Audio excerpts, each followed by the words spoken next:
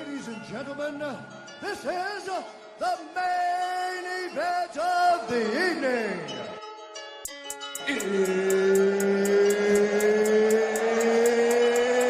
It's almost time! Hey, what's up, everybody? You already know who it is. It's A1. Welcome to It's Almost Time.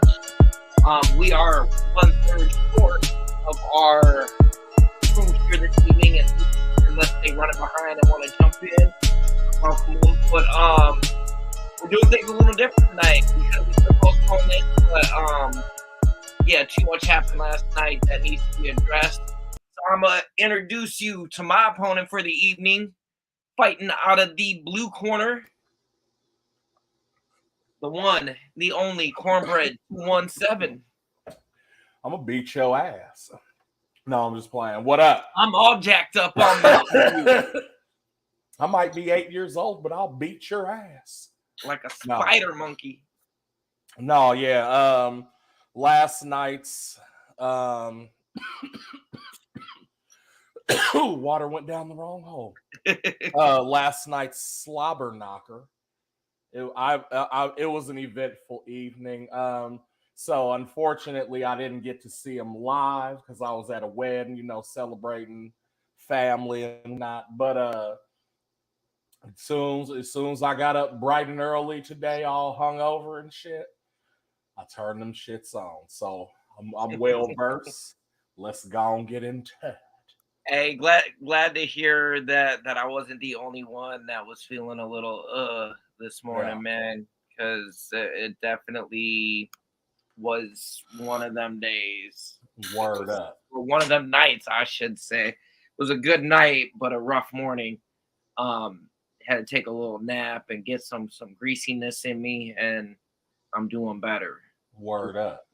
But yeah, not a lot happened last night. I saw 11 of the 12 fights. The only fights I didn't see, I kind of already told you. We'll discuss it when we get into it. But word up. No, a lot happened, man. A lot happened, man. And there was some like I said, it was very eventful. You know what I'm saying? I'm sorry I missed it in time, but I caught the run back and I was just as excited. You feel me? So, without further ado, let's get right on into it. And our first one is actually part of our Parlay Boys. Parlay Boys. You feel me? Yes, sir. And that fight was saw the likes of Karine Silva against Marina Moros, the Ukrainian. Which was actually a rematch. These two fought a few years back with Moros actually getting, I think it was a submission win. Yeah, armbar submission. Yep. So this was a rematch in the making, I guess. They kind of both went on and did their separate things, but Karine lately has been on another level, has been on a really good streak, and has just been evolving. She's been doing what you're supposed to do as a fighter, and Word. Put one of the ugliest guillotines, and by ugly I meant like she was trying to do a fatality on this bitch. Like she put her in the guillotine and then wrapped the legs around and like tried to stretch her out, like pull her head out of her body, fam. With only 1 second to go in the first round. Yes, yeah, no, literally was digging her feet into the top of her legs to push her further to get some leverage on that neck. It was very beautiful. First round at 4 minutes, and they called it at 4 minutes and 59 seconds. I want to say that Marina was actually tapping at about the 57 mark, but they took them a couple seconds to pull it off. I wonder if they would have called it if the bell would have rang before you got a chance to pull them off. I wonder if they would have called it a sub at 5 minutes. But either way, I was impressed. I try to stay out of the group chat when I know one of us isn't watching, just try to minimize spoilers. But that was when I did hop in a group chat and I said, no, talk about to the fucking wire, because not only was that part of our parlay pick, but I mean it was a very specific pick. Yeah. Sub round 1, Round 1. Silva. This person, yeah. Like and he pulled that off. So kept And that look, parlay I had never believed in something so certain in my life, fam. Like, you know what I'm saying? It was just one of them things where I was like, oh, she's fighting? Yeah, let me go ahead and throw something on that. Yep. Yeah. You know what I'm saying? Was... So yeah, that was because of that, it took it up to plus 450. You know what I'm saying? Word up. Next fight though was actually Andrea Lee versus Natalia Silva. Yeah, another Silva. Two Silvas starting off the card. Two Brazilian Silvas from Brazil. Brazil. That's funny, man. No, that is how Nunez be saying it. Brazil. Yeah. Brazil. Damn. But no, Andrea Lee versus Natalia Silva. Silva was a minus 325 favorite going into this, but Lee has been a staple of the women's flyweight division. Like she's been years. And actually looking at her resume, she's won some, she's lost some. She's more of a submission specialist, which kind of surprised me. Like she had some decision wins, some decision losses, but like some of her more definitive wins were subs. So I was surprised she didn't try to push any kind of ground attack with Natalia. And see, that was the thing. So I was watching this one, and you know, Taekwondo was like the first thing I ended up like taking to start my martial arts journey. You know what I'm saying? Yeah. And so the thing is, what you come to find out real quick is that, like, one, nigga, it's a kick-based art. So you gonna be at as long as they're at range, they're comfortable.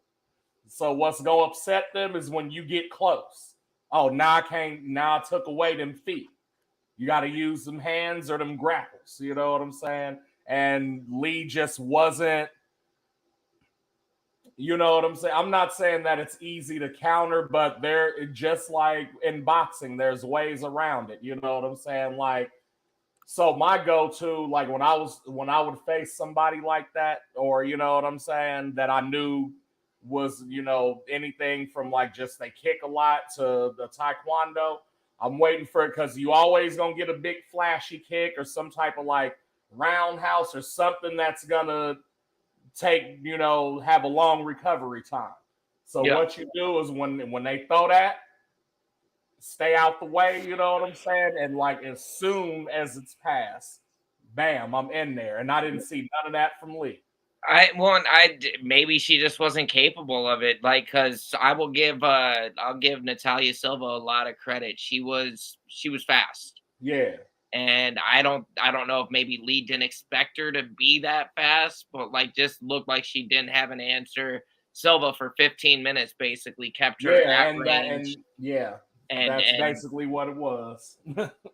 And it was just technique. And then it was, I mean, she looked good. She got the unanimous decision. I think it was 30-27 across the board.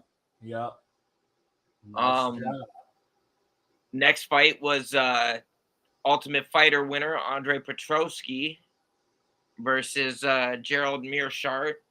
I'm convinced at this point Meerschaert is just a can that is kept around to help, you know, better other people's stepping stone. Yeah, and I feel like it's somewhere in his contract, whether it's written or unwritten, like he didn't like for Meerschaert's records, he's got like 50 plus professional fights, 23 submissions. Looked like he didn't know what the fuck he was doing on that goddamn ground, man. Like didn't initiate any takedowns, just trying to stand and bang with them. And I'll give Meerschaert credit because that first round Petroski was just swinging for the fences, but was like super not, it was too much. He basically swung himself out and tired himself, gassed himself a little bit in that first round to where it even gave Meerschaert a chance to make that a fight. But I swear I feel like he's just there to take some punches and like somewhere in his contract, there's a clause that says, "Hey, you're not supposed to win the fight. So whatever you do, you can have your moments, but don't win." Like, But don't win. like that. At least that's what it felt like. That's how I felt like dude was fighting, because like you got 23 subs, man. I don't know. End of the first round, Petrosky went in for a shot, and Mearshart instantly locked up like a almost a head triangle with but with the legs, Right. and basically locked him in. He couldn't move, and I was like, oh, I don't even know if Petrosky's gonna shoot after that, but he did. It ended up going to a decision. The only, like, the most entertaining part of that fight, I think, was like the last 60 seconds or so. Yeah. They finally both just said fuck it and started swinging. And you're emptying the tank. Yeah, and Petrosky got the split decision dub. You might have a little bit of work you need to do, Petrosky, if you're only getting a split decision dub over Mearshart. Yeah. But hey, can't win them all, and I guess they can't all be beautiful. But yeah, those three were actually the early prelims, which if you don't have ESPN Plus, you won't see them. Yeah. The next three the next four were actually on ESPN and ESPN Plus. So and the first two were actually the Ultimate Fighter finale fights. Yep. And this, I believe, is the first time they put it on a pay-per-view card, or you know what I'm saying. But like he said, you could still see it on ESPN or Plus. Yeah. I was actually because I like to sprinkle a little bit of bets here and there on these cards, make them a little bit more fun, especially for some of these names that I'm not so familiar with. Katona and Gibson were the last fight announced on this card. I mean, they knew they were fighting, but they couldn't announce it. I think it was until like Thursday after the episode, the show aired. Yeah. Yeah. So even though it was booked, like even like on the betting sites, they weren't available. You couldn't find them. Right. So much so that even last night through FanDuel, I couldn't even bet on this fight. Period. I mean, it just was never an option. So I didn't get to have fun on this one. It worked out though, because I'm pretty sure I would have picked Gibson. Gibson looked like he was going to be the stronger fighter. Was like, just I don't know, just felt like Gibson was going to be able to get it done. Said he didn't really respect Katona's stand up, and you could tell too that first round he was just walking through him and dictating how he wanted to fight. But man, Katona in that second and that third round made some adjustments and started to put it on him. Like, ran away with that fight. This one was actually very reminiscent. I'm glad you said it too. It was very reminiscent of Griffin and Bonner, like the OG Ultimate Fighters. Wow. Katona ended up getting the unanimous decision victory, which he earned that shit. There was no robbery there. No. But if I believe right, Dana post-fight conference after it was all said and done said both these guys are getting contracts. This is the type of fighters they want. They leaving it all in there. He was not upset with either one of their performances like GSP might be. No. No, it was funny because we watched the show during the season or whatever, and I told my girl, I'm like, yo, they got the Ultimate Fighter finale fights tonight. I said, your boy Brad Katona on there. She was like, with his particular Pete ass. Oh, I gotta have John Kavanaugh. I said, oh, look at you making MMA jokes. I said, okay. So yeah, I thought that was funny. Nah, but yeah, congrats to Brad Katona on winning that season, locking in that contract, and congrats to Cody Gibson. He's won tough twice now, man. Because he came from that the first time. That's how he got in the UFC. Gotcha, and then he got cut, so he's won 2 seasons now, huh? Yeah. That's I guess I don't think anybody else has won 2 seasons. Nope. And I think he's the only one that they asked back that was on a previous season. Like, nobody else has been back. You know what I'm saying? Word up. Word up, man. Well, good for him and good for Cody Gibson too. Because I mean, again, like I said, it sounded like they both showed out. Yeah, no, they went in and earned a job. I they mean, went to the FN. The best thing you could do. Which actually, the next fight was the that one was the bantamweight. That was the bantamweight division, yeah. And then the next one was the lightweight division.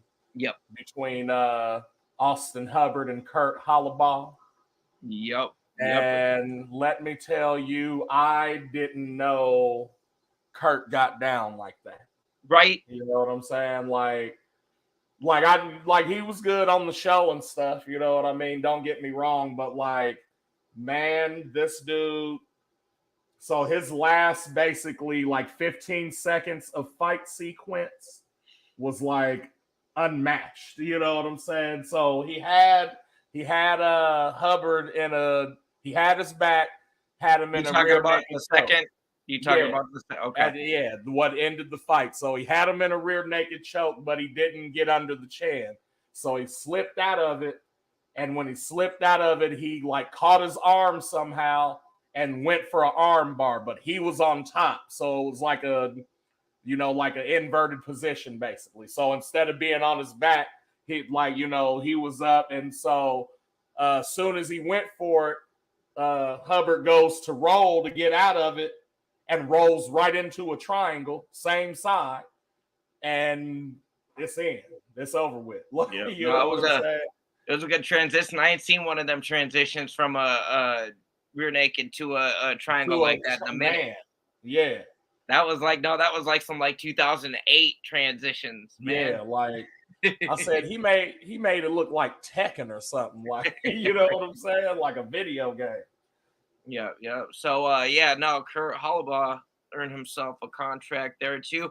I thought Hubbard was gonna pull out and take a decision dub. That's what I thought was gonna happen after watching just a little bit. I didn't watch the full season, but in what I had seen, I figured that Hubbard was gonna do it. But yeah, no, like you said, I didn't know Holloway got down like that. Yeah. No, that was impressive. It was a good fight. This next fight is actually the only fight of the card that I missed because we was relocating. We was watching the prelims. This one was crazy too. Yeah, I heard, man. We were watching the prelims at one location, and then my pops he wanted to get down on the fights too. So we're like, okay, we'll bring the pay-per-view to you. Yeah. And we ended up left at the end of Holloway and missed the Rodriguez to Lulian fight. Yeah, to Lulian. Lulian. So what made this one crazy was because they really came out for probably about 30 to 40 seconds and didn't throw shit. You know what I'm saying? And then they started working jabs, and then maybe right at around a minute in, Gregory got a takedown, and homie never left the ground. Mr. RoboCop. So he took him down. I want to say like was like a sweep kind of like a you know what I'm saying, like the Russian how they do it, like the Dagestanis. It was one of them shits, like almost like it wasn't like belly to belly, but it was like a side joint, right? Mm-hmm. And so he ended in side control, like got him in side control or whatever, and then proceeded to mount this man so quick that I think he was scared, fam. Like, he went from side control, like, brought his knee up and just lifted his leg over both of homie's knees and was just sitting on it. At that point, homeboy said, oh, shit. And then went to go, like, he rolled around and turn out of it, you know what I'm saying? And he said, oh, so you want me to get you back, dickhead? Now I got your triangle too. So now you're not going nowhere. And proceeded to throw two of the most devastating elbows I've ever seen anybody get hit with. I did see that. I saw that on the reels this morning. That was that. I said that's the quickest stop I've ever seen. Like, he hit the first one and the ref was in his face like, do it again. And he did. He hit him again. He said, okay. He said, yep, that's enough. That's a fucking enough.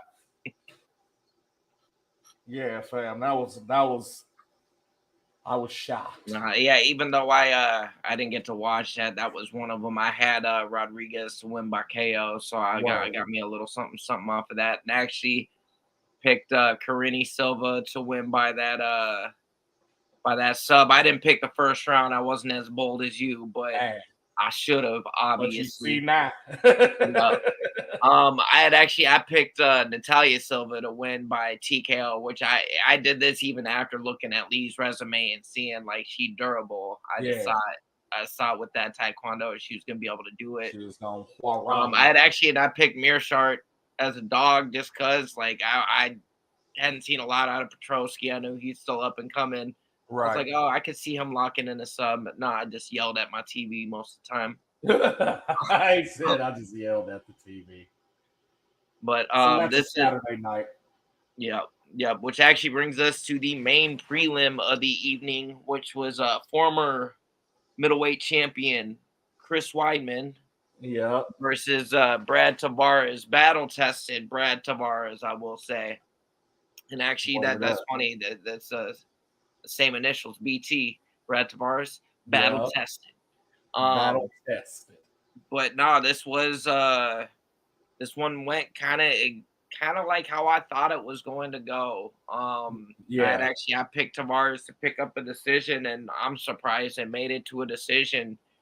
Tavares just tore Weidman's legs up, and I mean, he knew, just the reason dude hadn't fought in 800 plus days was in legs. So I can't even blame Tavares. I probably would have done the same thing. But at like a round and a half in, not even, I think like by the end of the first round, Chris's left leg was just deaded. Like he could not do shit with it. You could tell he could barely step on it. Ended, like I said, it went to a decision, but barely, because second round it just got worse, and by the third round, I mean, every time he would kick that leg, it was very, very labored movements by Chris. You could tell he was in pain. Tavares got the dub, the decision win, unanimous. And Weidman, from the sounds of it, in a post-fight, Dana said that according to their doctor, or to the UFC doctor that was on hand anyways that night, they're pretty sure that Weidman tore either his MCL or his ACL. Damn. So if you do the math there, that's another year of recovery if you do it proper. Yeah. And he doesn't have a year. You don't have that, right? Like, I'm pretty sure I don't remember if it's 36 or 38. He might be my age, man. And like, I was never a big Weidman fan, but I fucked with him. I mean, dude went in and took the strap, like, ended the reign of the best middleweight champion up to that point. Yeah. And then you're Buster Douglas. Yep. Well, and then Silva tried to get it back. Like, actually got serious the second time and tried to get it back and broke his leg. He broke his shit, on fucking Weidman's leg. Right. And then, for it to, a couple years ago when he's fighting Uriah Hall to basically blow his leg out the same way that Silva did it on him. And then Silva didn't take 2 years to come back. It didn't. Basically, what happened though with Weidman, there was a lot of complications. Some, I guess, surgeries didn't take at first, so he had to have multiple surgeries to get this shit right. And a lot of rehab and shit. And you do all that, you spend 2+ years to get your shit right, just to fucking blow out your ACL, your MCL again, man. Just call it a day, man. Yeah, you beat the middleweight GOAT in Anderson Silva. Like, there's not many people on the UFC roster could say that. So just take that, take your accolades. You're a former champion. You're going to be a future Hall of Famer for this. Just call it a day. They said, that's it. And like, thank you though. Like, thank you for everything. I'm not even saying this to be hateful. Like, oh, fuck you, dude. You need to stop. Like, nah, dude. It's just, it's better to go out now than to just keep on that decline. Like, let us remember the more elite fighter. Word up. And it's gotta be hard. It was the same shit that Chuck dealt with. And but it would have been better for the legacy. Like if after, man, I don't know, at that Franklin, well, really that Rashad shot was it changed him. But getting a little somber thinking about this. Said, hey, I'll start going down the rabbit hole. Yeah, but let's jump back into this onto the main card, and actually a good way to kick it off. I'm surprised that they had these two kick it off. I figured these two would have been farther up on the card with who it was. Yeah. Marlon Cheeto Vera versus Pedro the Young Punisher Munoz. This was a 3-rounder, so I was a little worried that Cheeto was going to get a too slow of a start and Munoz might steal this one. Yeah. And it kind of was looking that way a little bit in that first round. And, I don't know if it's just he just needs to get, the gears going or something, a little push start mower or something. Like you just got to like push him around the ring a little bit to get him going. Mm-hmm. But yeah, no, Munoz looked really good in that first round. And yeah, second round came out. Barrett kind of did what he was doing, to change the momentum, started landing the better shots and stuff. And actually, you could tell by the end of that fight, like Cheeto did not look touched in the face, and Munoz was a busted can of tomatoes, like just was getting worked. And yeah, unanimous decision. I think one judge might have had it 30-27 for Cheeto, and I don't get the judges. They just really fuck with Cheeto. Man, I guess. But I could see it 29-28. I could have even halfway seen that being a split. It was a closer fight than what the judges' scores made it out to be. But I definitely thought Cheeto won. And personally, I think the UFC wanted Cheeto to win. We kind of knew why they put this dude on the card. They put him on the same card as O'Malley just to kind of, see how that played out. Yeah. And, possibly figure out a future match from there. But, yeah, no, Vera got the unanimous decision. Bro, I feel like the okay. Actually, Katona and Gibson got fight of the night. Word. I was about to say, I haven't seen any bonuses. They only gave 3 out last night. Damn. Yeah. And it was a good card. That's how I'm surprised. Yeah. They were talking about that. I think Joe or John said something like, so if you don't leave here with a contract, you at least leaving with that 50,000. He said that was amazing. That's what I'm saying, bro. For them to get fight of the night, there's no way they couldn't not give both of them contracts. Right. Like that's you show that you want to be there. Right. Next fight though was our man took on and got the third ever Twister submission. Yeah. Last Saturday. The Von Blackshear stepped up on short notice 1 week. Basically, actually tied the quickest turnaround with Khamzat Chimaev in 7 days between fights, and took on Mario Batista. Who I believe came from Contender Series as well. Yep.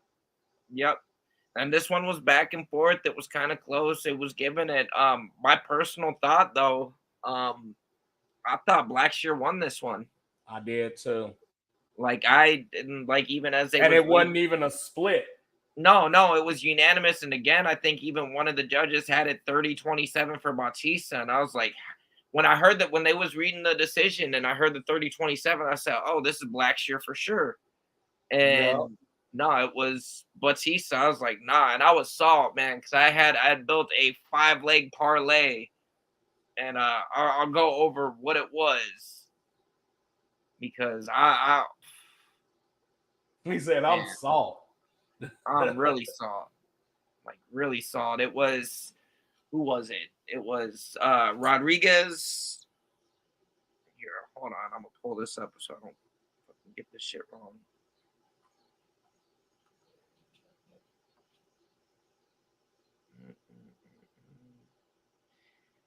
It always makes me use my thumbprint. It's gotta verify that it's me getting into my money. Right. Like it better be you. Right. No, so I picked Gregory. I like basically just built a 5-leg parlay, and I just picked money line on all of them that way. If Yeah. something didn't go kind of the way I thought it might, it wasn't gonna mess me up too bad. But I picked Right. money line on Rodriguez, Cheeto, Blackshear, Gary, and Zhongwei Lee. This was a plus 782 5-leg parlay, That's and what's up. the only one that didn't hit was Blackshear, even though he won. So Even though he won. I'm a little salt with the judges. Like I feel like I built a good parlay, and they robbed me. But yeah, Bautista got out of that one with the unanimous decision. I don't see it again, and we didn't even watch the fights together. I didn't No. talk to Yeah, no, yeah. Cornbread before he watched it, and when we got up on here to get ready to run this, we was actually waiting to see if our resident hater was going to join us tonight, but he's too busy off in the woods hating somewhere. Yeah. So Hating's a hard job, you know what I'm saying? it's a full-time job, man. Word. Haters never sleep. They don't. But yeah, no, I first thing I asked you when about that fight, I was like, who do you think won? And you said Blackshear. I said, yep, me too. But they gave it to Batista. What are you gonna do? I give Blackshear a lot of credit though for stepping up, 7 days notice, and taking it in stride for getting robbed. That's it. This is the third from the last fight of the evening. And actually one fighter stepping in about 1 week's notice. Neil Magny took the spot of Jeff Neal because there needed to be a Neal on this card, I guess. Yeah, you got to fight a Neal, you know. And his opponent was Ian Machado Gary. And if you're a casual or I guess a newer fan or be paying attention, you know who Gary is. Yeah. This is the next up and coming Irish superstar. He thinks he's McGregor already. He was on record saying a couple things this week that I didn't agree with, but I'm you young, you kind of trying to make a name, so I'll give you a pass this time. But him and Magny actually had a little bit of drama coming into this one. Basically, long story short, have you heard anything about this or why there was so much? No, I didn't. Did you? Because you see him flip the bird to him at the end of the fight, right? Yeah. Okay, so and I guess we'll talk about this because this was we could say Gary got a unanimous decision dub. Was pretty dominant, kind of shut down anything that Magny was trying to do. And Gary took this one personal. Basically, what happened was in the lead up to this fight, they're interviewing Magny, talking, how do you see this going? He's like, oh yeah, no, I'm gonna step in there and I'm gonna whoop his ass. It's gonna be like one of them schoolyard whoopings you gave when you was younger. Somebody's talking shit about your mom and you just go fucking beat him up. Right. That's what I plan on doing to him. He goes, as a matter of fact, like being a new parent, I've kind of become accustomed to giving them whoopings, so I'm gonna get, like one of them parent whoopings. And then Gary's just talking shit, Magny was just talking shit. But there's actually an embedded, I think, that caught as Ian Gary saw this for the first time as he said this. He goes, wait, did you hear that? He goes, he's saying he likes to whoop his children, and like made it his mission to no, you don't whip on children, man. Like got super upset. Hell no. And basically that's what the whole thing was. Even at the press conference a couple days before the fight, like Gary would not let him answer press questions. He's like, no, you shut up. You don't talk to them. You don't ask him questions up here. He doesn't deserve it. Like fucking yeah, it was crazy. And then even after the fight, it went to 15 minutes. And the first thing Gary did after that final bell, Magny's on the ground and Gary's walking away, just flips him the bird and is like, really? He said, I don't like you. Yep. Hell no. But yeah, no, Gary got the unanimous decision dub, and I like what he did with it. I guess he called out Wonder Boy. Yep. Said he wants Wonder Boy next, but according to Dana again in the press conference, yeah, when he was in the press conference, was basically saying that Wonderboy was offered that fight last minute and didn't take it. But maybe give him a full camp and know that that's what his opponent's going to be. I could see that being a fight that Wonderboy takes. I'd actually kind of like to see how that one played out. I think Gary's might have it, but Wonderboy could probably, bring some stuff that he hasn't seen before. Right. Give him some different looks. I think our resident hater might be on the way. He was hating in his sleep. He was hating in his sleep. Tell him it's too late, nigga. You said, okay, that time is cool. Yep. Right. Let him come in here. We got to tell him about himself. Nah. We done now. No matter what, it'll be like, and that's how O'Malley won. So join us next time. Dude, hey, let's do that. When he gets in here, I'm gonna wait. As soon as he jumps in, that's gonna be the first thing out my mouth. I mean, we almost there anyways. Right. You know what I mean? He getting to skip all the filler and gets to talk about the best part of the fucking night. No. Damn it. Well, no, I'm kind of glad he's gonna be here for this one. That's funny. Moving on.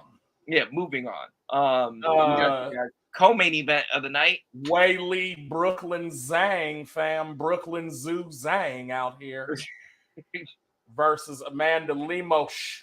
So is Wei Lee unofficial Wu-Tang? Man, I feel like she is, man. Because she's nothing to fuck with. Right now. You feel me? She got the method, man.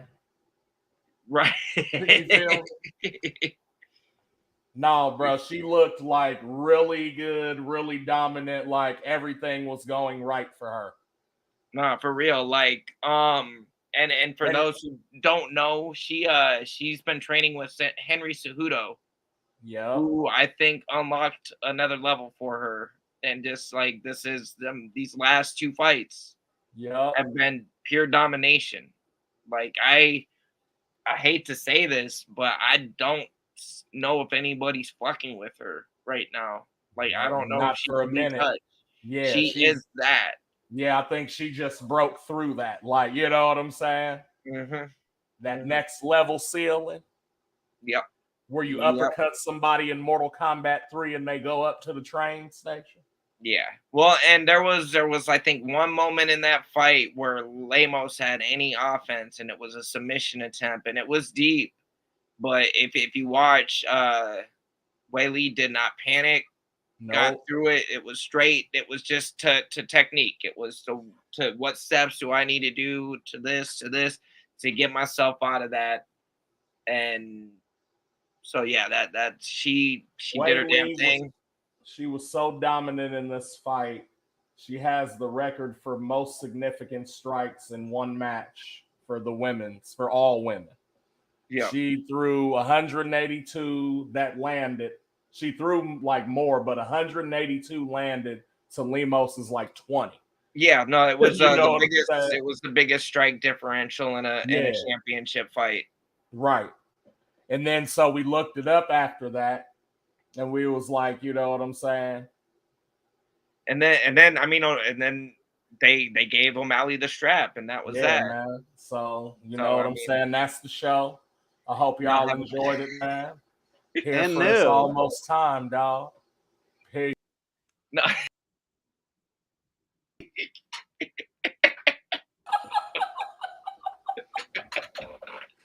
That nigga said what?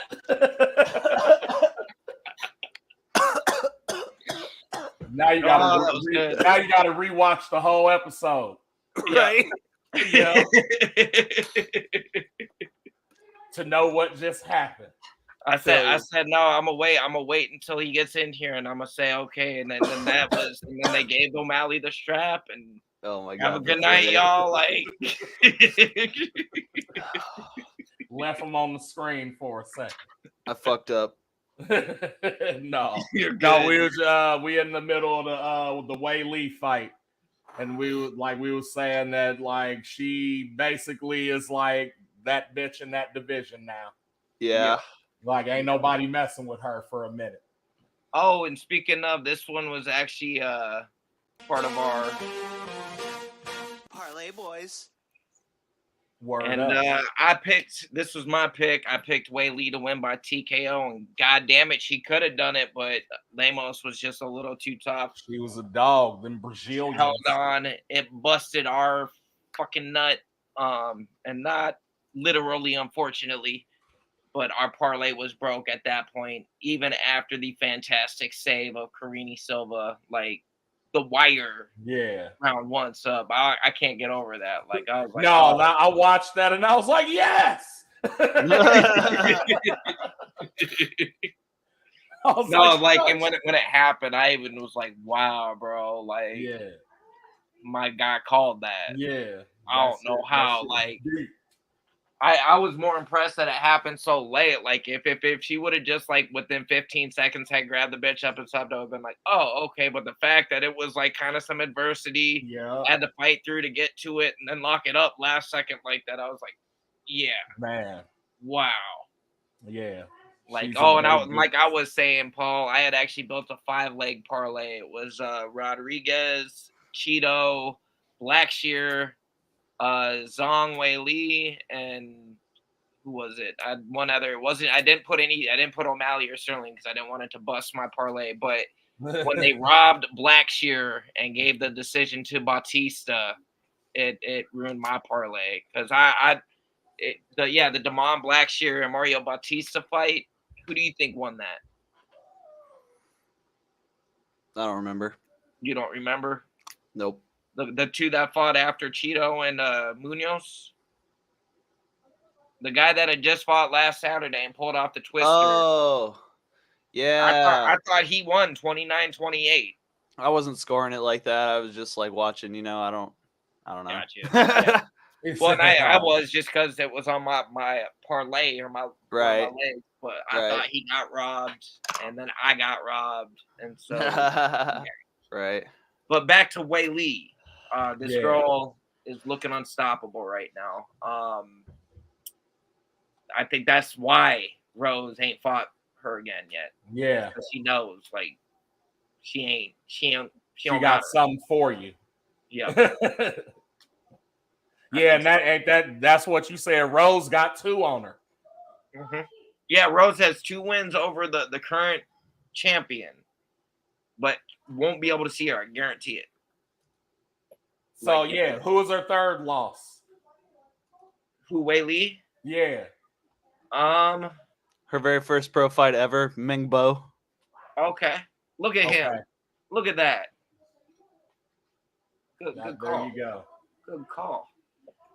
Good call. Because Sure Dog. Shout out Sure Dog.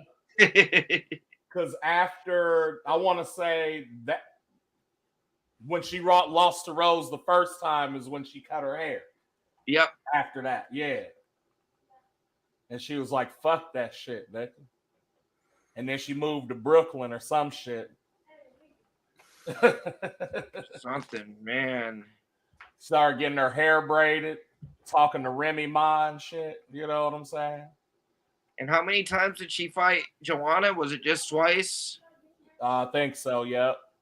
Fucked her up both times. Both times. Banger fights. Yeah. Hematoma face, and then fucking... Yeah, but my baby looked good. And then a TKO in the second, the last time. But I really don't know who's gonna be seeing like Like they're talking about Tatiana Suarez as a possible next opponent. I don't know who else would be, but I would give Tatiana a couple more fights before throwing her to Wei Lee. If it was me, but they need to make fights. They gotta find somebody that she can fight. And I don't remember what card it is. I know Rose is scheduled to fight next card. Is it the next card? And I believe it's the next one. And she's supposed to be. Ain't it the what's her name? Manning or some shit. Fio. Right. Yeah. And that's no, it's not this fight night, right? No, it's not the Holloway card. No, it's the next the Gon and Spivak card. Yeah. There September 2nd. The co-main event. which might be better for her because she's How are they both ranked number 2? Who? Manon Furio and Rose. They both have number 2s next to their name, unless my fucking shit's tripping. Rose is ranked 2 in strawweight, and the other lady's ranked 2 in flyweight. Okay, so Rose is just fighting in a different weight class. Right. Gotcha. So she went down. Rose went down. Yeah, because strawweight is 25, right? Yeah. Yeah, because flyweight's 15. So yeah, she went down. Oh. But then that's the same fucking weight class as Shevchenko and some other like Grasso. It ain't gonna be easy regardless. No, that's what I'm saying. Like,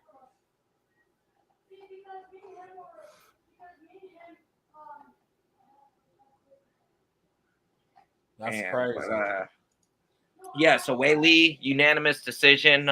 You said one judge scored it though 49-45, which I don't know how.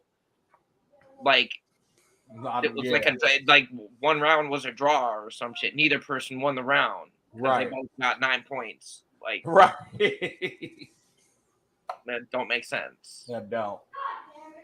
But it was just pure domination. Yep, and she earned herself performance of the night, which was kind of funny. There was actually a clip of her getting the news backstage after her fight that she got performance of the night, got her 50 G's bonus. Yeah, and I got to give Weili a lot of credit for. I know it's a simple thing, and I'm a basic ass American bitch for saying this, but like I appreciate her learning any kind of English and being able to talk to the fans, even if it's just a couple sentences that she learned real quick.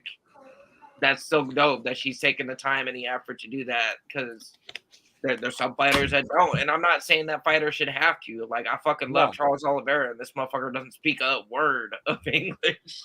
Right. And I don't expect him to, but the fact that she, like, even at the press conference was like, "Hello, Boston, let's go," she's trying to get people hyped and just trying to connect with the people. And I think that's why UFC fans fuck with Weili, not just because of the talent, but like, she's a legit, like, I like her. Yeah, for sure. But the main event of the evening saw the likes of Aljamain Sterling putting his bantamweight title on the line for a consecutive 4th title defense, which actually, and my boy, the Sean Shank Redemption. Sean Shank Redemption. You feel me? Hold up. Let me There we go. Yeah. The Sean Shank Redemption.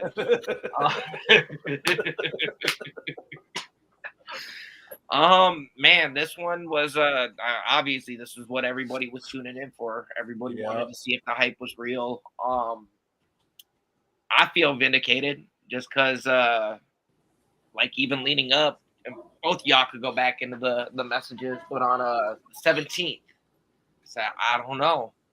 I'm getting them vibes kind of like I did before that Aldo McGregor fight. And sure enough, like, almost the same fucking move. It wasn't 11 seconds in, but I mean, it was good. And I wonder, I guess Aljo and Sean made a bet too. The first one to get a takedown gets $100. Like, it was $100 bet. And they was even asking Sean, like, "Hey, why did you take this?" He goes, "Well, I think Aljo's hard up for money, so I'll give him $100 if he can take me down. Like, it's okay." And this coming from the dude that got 50 for shaving his eyebrows online. No, for real. And it wasn't even 50; it was 45. If you look, that was it was 220s and a Lincoln. Yeah. But no, Sean is that dude though, because and I was gonna say, because again, big Contender Series fan. I basically, his season was the season I started watching. You know what I'm saying? Mm-hmm. So, like, I remember him going in there and being like, "Man, this nerdy motherfucker got something." You know what I'm saying? And then he debuted and had the cotton candy hair. I was like, "Oh, fam." And this Come one on. was actually the third leg of our Parlay boy. Yeah, dog. But yeah, I was like, I said, I don't know why, but I'm a believer. Like, you know what I'm saying? I said, I'm rocking with him. I understand he got 6'9" tattoos and shit. And that's the hardest thing for me to get behind. Like, just I I can't, understand. I can't. But it's And not he me. That's online on beating him. up dummies and shit. You know what I'm saying? And you like, what the fuck is this dude on? But he just showed you. Yep. Well, and again, this has got to be really vindicating for O'Malley. This has got to be it's got to be really vindicating too for the UFC because they've been throwing the book at Aljo trying to get him to drop that title. Like Triple C came out of retirement to take a shot at this dude and couldn't get it after 5 And rounds. couldn't do what O'Malley just did. Yeah, well, and personally, I thought, really Henry probably won a decision, but I want to like to get in it that way. Like when with it being that close, and you can't, like you say, you gotta beat that champion to be the champion. Bro. And fucking O'Malley did the damn thing, man. And not only did it, but did not get taken down once. Like stuff He don't 3 know takedowns nobody in the $100. first round, and Aljo actually stole that first round at the end with that little swarm, that pressure, and them little pit pats. This is how he's made his living defending his title. He's pointed out victories, like so he knew what he was doing. That was part of the plan. Yeah. That second round though, man. Second round he came in and went in for the shoot. Was actually able to pressure him against the cage a little bit. Caught him, I think, with like two straights or jab or something up top. Yeah. And Sean was able to get out, get back to space and distance. And then I think basically Aljo just thought he was, going to get his hands on him and he was just going to wilt or go down. And it was just going to be literally went to go throw his left straight. Overextended. This dude like by this much, right? Because he goes. See him and he goes boom. But as he's seen it, like you can see even as he's parrying it or backing up, you could see that he saw it. And he's like, as soon as Aljo's hand drops, you see his do this, and you see Aljo's face go. And just brace for the hit, bro. Like, because you knew at that moment, you knew you fucked up. Like, you know what I'm saying? And even he hit him, and dog, you dropped to your knees. Yeah. Like that is an involuntary reaction. Drop to your knees and then smacked your face on that mat. While you try to roll around and like avoid punches. Well, no, and that's the thing too. Like, because I knew right after the fact, I knew people were gonna be like, "Oh, this was an early stoppage." Even Joe was like, "I don't know. He looked like he was moving and this and that." But like, nah, if you go back and you watch and break it down in slow motion, but he was getting hit. You break it down in slow motion. O'Malley over the course of after Sterling got dropped, O'Malley threw 20 shots and landed 18 of them bitches unanswered. Yeah. And you're gonna tell me that was too quick while you're defending like this? Yep, and flopping like Billy Bass, he said. Yeah, flopping like Billy Bass, man. Not even singing no songs. Well, no, and I kind of knew O'Malley set the mood too with his song selection coming out. Like he manifested this. This is there is and it's not just fighters. There are people in this world who just understand how to set the stage and how to bring things to fruition. Yeah. Another fighter that does this is Izzy. Yeah. O'Malley. And O'Malley, when he came on the scene talking about what he was going to do, people laughed at him. Yeah. To be fair, everyone says the same thing, so. Well, no, you're right. You're right. But, like, I don't know. And I think it's because of him being flashy and so colorful that people want to hate. They don't recognize the skill just because of how much he's built his brand and how gimmicky it seems. they don't recognize the skill, so it's worked to his advantage. Like not only Or is maybe he that is the plan, is to get you all this flashy, colorful like, shit. hey, look at me, I'm a peacock in the pot. Yeah. For real. And no, O'Malley, we got of a course, new got bantamweight performance of the night. Performance of the night, and actually, this was Paul's pick. He picked Sterling to win by sub, and it didn't happen. Whoops. Hey, Whaley didn't get that TKO either. Horrible bets. But you know who did get that first round submission? Though? Oh no, you had a 3-way in your own parlay. He said you had a 3-way in your own shit. No, like I said, I told him earlier, Paul, I said, I'll see certain people or like know certain names and be like, oh, that one. You know what I'm saying? So when I see it, I was like, oh, it's the first fight of an early prelim. Y'all ain't even finna be checking for this. But watch what this bitch do. I guarantee her next fight is gonna be, she either gonna be like a main prelim or she gonna start off a main card. And so looking ahead to next week's card though, because that one actually, and this one's Holloway and Korean Zombie. Fight Oh, night, that's what I was gonna say. So we were talking about the strike differential, right? And she got the most, Wei Li got the most strikes. So then we looked it up. Who has the most like total significant strikes? Your boy Max Holloway got like over 3,500. Yep. And then the next person after that is Angela Hill with like 1,000 and something. You know what I'm saying? Yeah. I said, Max on a whole other level. Like, yeah. So, and because I was trying to explain that to somebody, I said, overall, I do like Max Holloway. I mess with him. I said, the thing is like, for the stuff he talks, he should be further along than he is. But like, everybody has not been able to handle him, so you can't say that he's not cold. You know what I'm saying?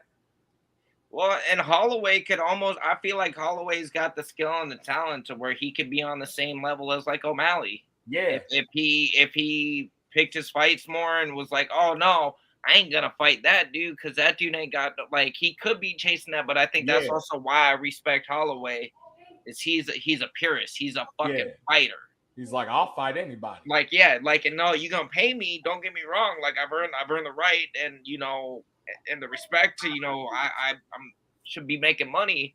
Right. But I'm gonna fight whoever you want to put in front of me, and I'm gonna fuck them up and teach them how to box while I'm fucking them up. No, come here, or like that was like this.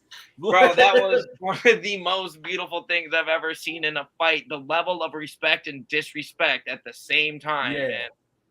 Because even Ortega shoved him away. It's like, get away from me. Can you imagine if Volk did that when he fought Korean Zombie? Like, no, nigga, block my shit like this, so you don't get like, damn, nigga.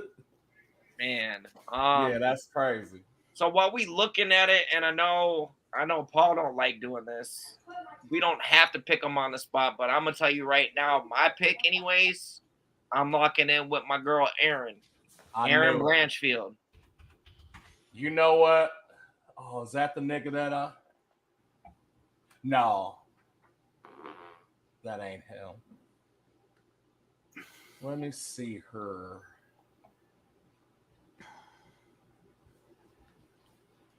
And I'm even go one up. I'm gonna say Blanchfield by sub. Okay. Ooh. That's that young old nigga. Who? Bedoya. Bedoya's on this card? Yep. Holloway by decision. Holloway by decision? Yep. Okay.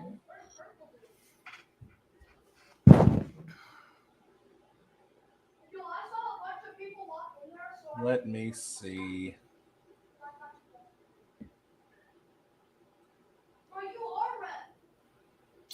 I'll take Junior Tafa. Tafa? Yeah. What, by KO? Just money line. Yeah. Just money line?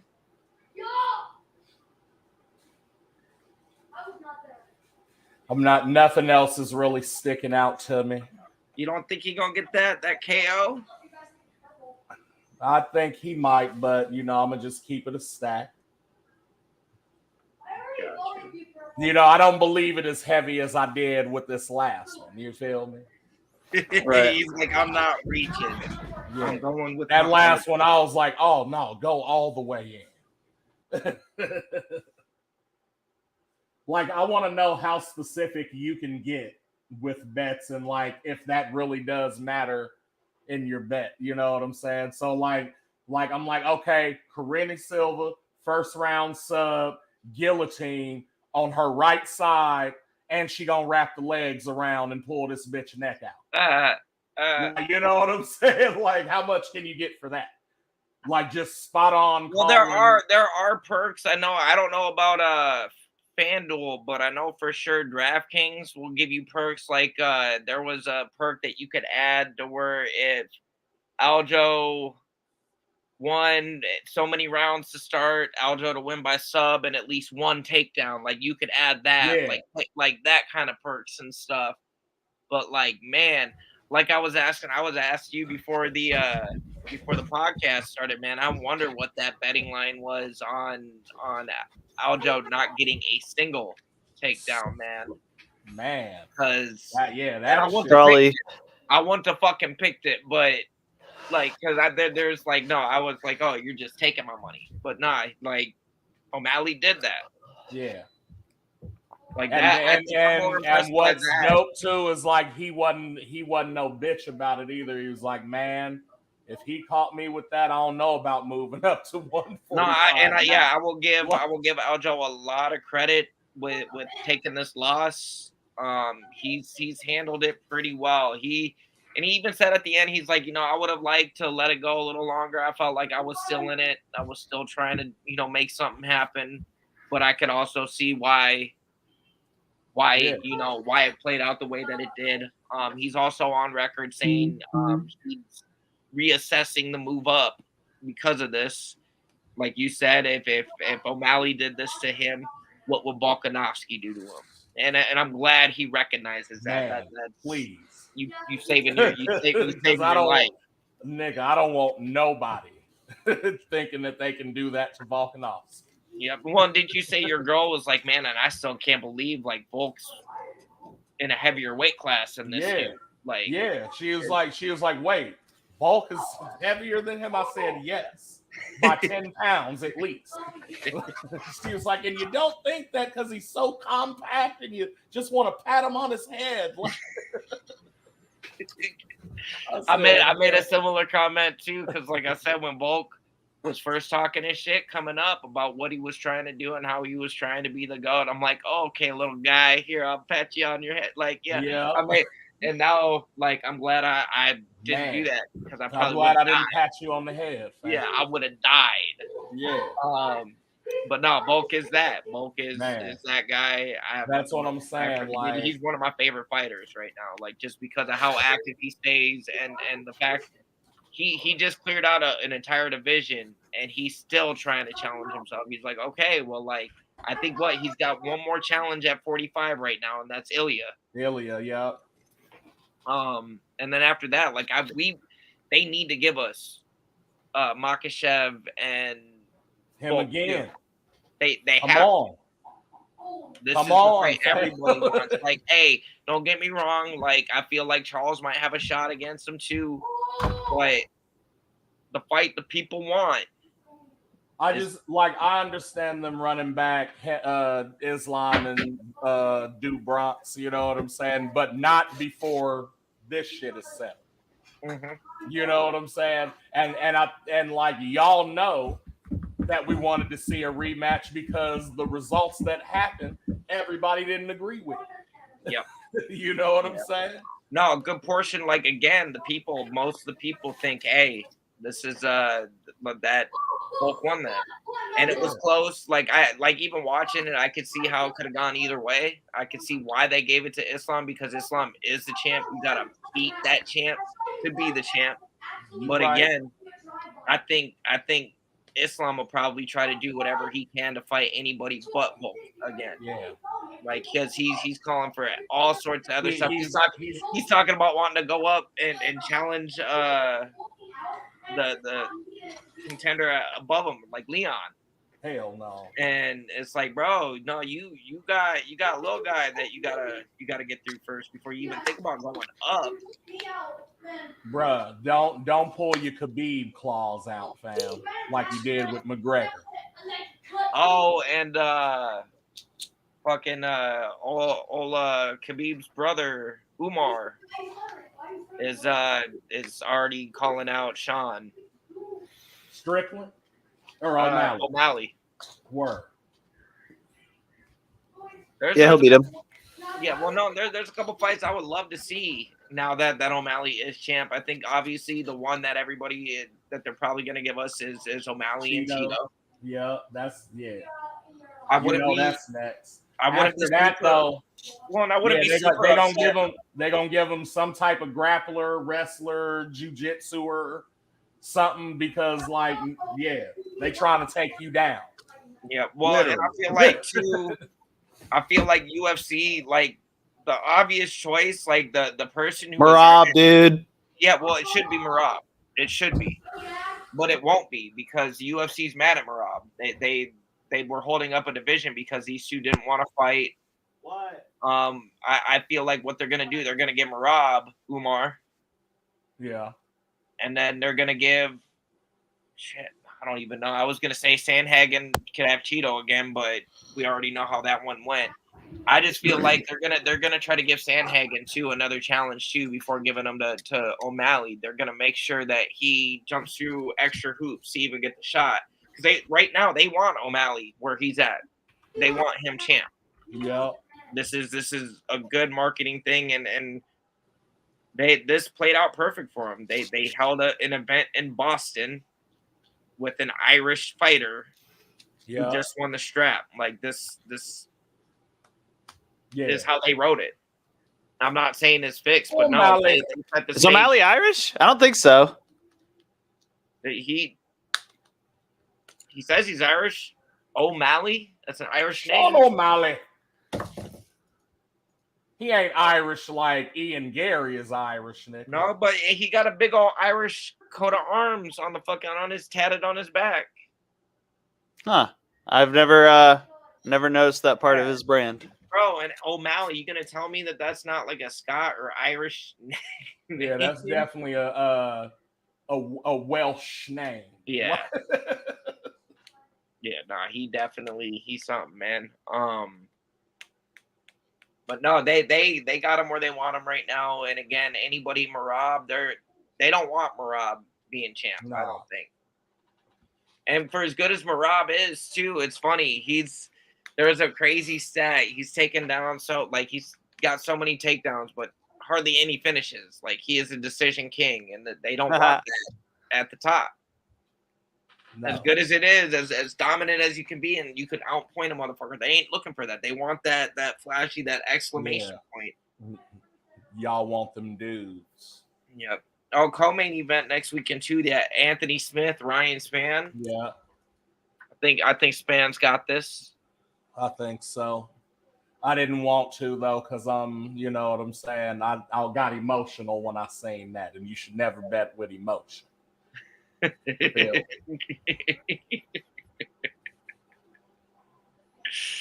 You funny, man. But there's a lot coming up, really. I mean, and then after that one, and then Spivak gone after that. Yep. And then after that, on the 9th, actually, just a few weeks down the road, is Adesanya versus Strickland. Yes, sir. Could you imagine, bro, if we simultaneously have Strickland and Alexander Volkov too? Yep. Could you imagine if we end up with both Strickland and O'Malley as champions at the same time? That's what I thought. Okay, so that's who I was looking for, was Justin Tafa. Junior Tafa is who yep, okay. So I wasn't tripping. Okay, so no, that makes sense then why you just Yeah. grabbed that money line because I was like, no, okay, yeah, Justin top, but he's Yeah. like, nah, you better be putting it on that KO. Oh yeah. Is he heavyweight too? Justin or Junior? Yes. Junior and Justin's heavyweights. Are them niggas related?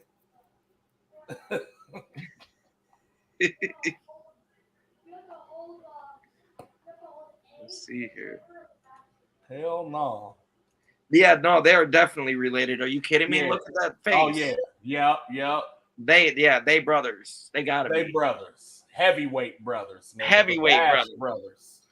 Bro, no, see, yeah, no, they need to make a Step Brothers remake and call it Aussie Brothers and just start the top Justin brothers. 6-3, and then Junior is 4-1.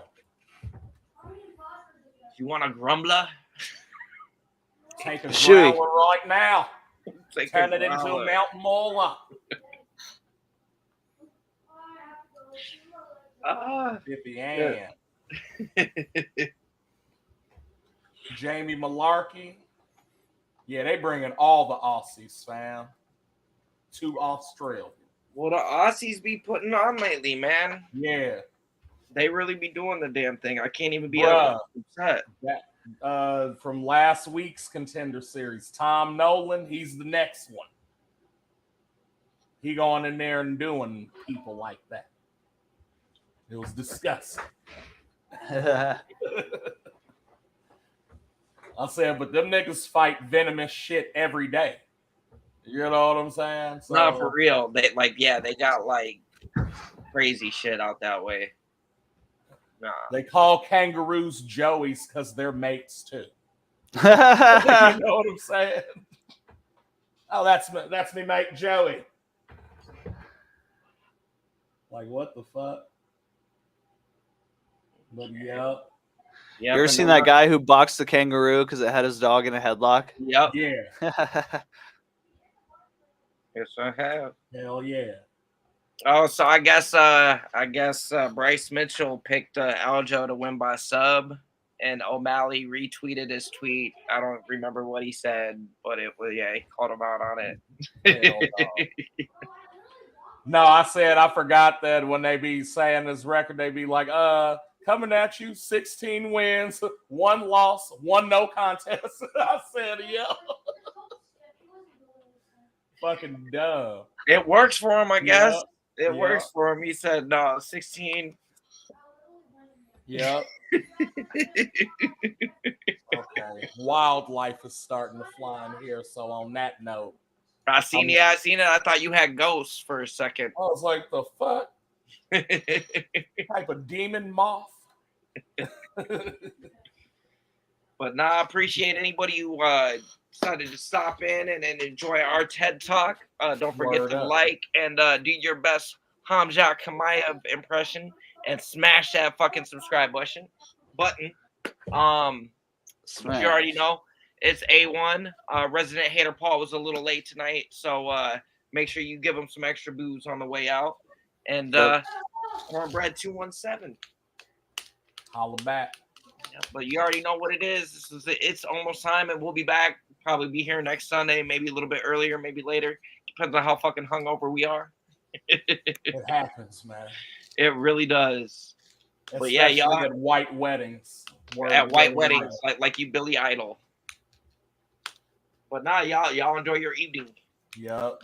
You too. Ladies and gentlemen, this is the main event of the evening.